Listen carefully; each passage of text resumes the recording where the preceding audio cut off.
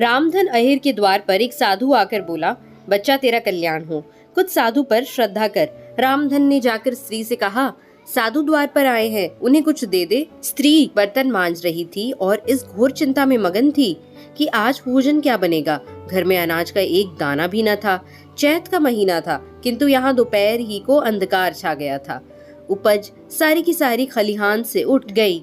आधी महाजन ने ले ली, आधी जमींदार के प्यादों ने वसूल की। भूसा बेचा तो बैल के व्यापारी से गला छूटा। बस थोड़ी सी गांठ अपने हिस्से में आई, उसी को पीट पीट कर एक मन भर दाना निकाला था। किसी तरह चैत का महीना पार हुआ। अब आगे क्या होगा, क्या बैल खाएंगे, क्या घर के प्राणी खाएंगे, यह ईश्वर ही जाने। पर द्वार पर साधु आ गया है, उसे निराश कैसे लौटाएं? अपने दिल में क्या कहेगा? रामधन ने कहा, जा देख तो, मटके में कुछ आटा वाटा मिल जाए तो ले आ।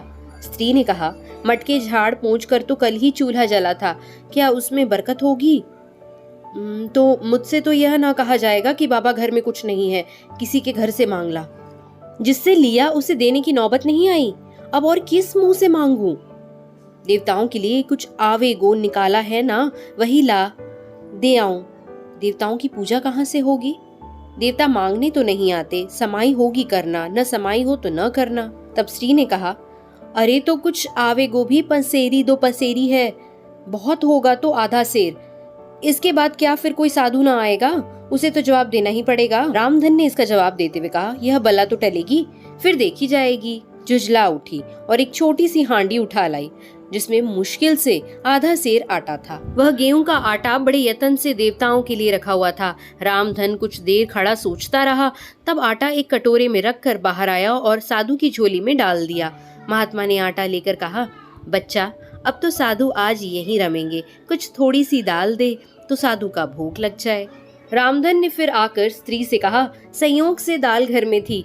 रामधन ने दाल, नमक, उपले जुटा दिए, फिर कुएं से पानी खींच लाया। साधु ने बड़ी विधि से बाटियां बनाई, दाल पकाई और आलू झोली में से निकालकर भुर्ता बनाया। जब तक सामग्री तैयार हो गई तो रामधन से बोले, बच्चा भगवान के भोग के लिए कौड़ी भर घी चाहिए, रसोई पवित्र न होगी तो भोग कैसे लगेगा?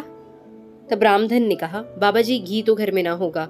बच्चा भगवान का दिया तेरे पास बहुत है, ऐसी बातें ना कहे। महाराज मेरे गाय भैंस कुछ नहीं है, घी कहाँ से होगा? बच्चा भगवान के भंडार में सब कुछ है, जाकर मालकिन से कहो तो। रामधन ने जाकर स्त्री से कहा, घी मांगते हैं। मांगने को भीख पर घी बिना कौर नहीं धंसता, तो इसी दाल में से थोड़ी लेकर बनिए के यहाँ से ला दो। जब सब लिया है तो इतने के लिए उन्हें क्यों नाराज करते हो? घी आ गया। साधु जी ने ठाकुर जी की पिंडी निकाली, घंटी बजाई और भोग लगाने बैठे। खूब तन कर खाया, फिर पेट पर हाथ फेरते हुए द्वार पर लेट गए। थाली, बटली और कलछुली रामधन के घर में मांजने के लिए उठा ले गया। उस रात रामधन के घर चूल्हा नहीं जला, खाली दाल पकाकर ही पी ली। रामधन लेटा तो सोच रहा था, मुझसे तो यही अच्छे। तो दोस्तों, छोटी सी कहानी थी लेकिन बहुत ज्यादा शिक्षाप्रद थी। अगर आपको ये कहानी अच्छी लगी हो तो लाइक, शेयर और सब्सक्राइब जरूर करिएगा और ऐसी ही कहानियों के लिए हमें फॉलो करिएगा। Thank you for listening.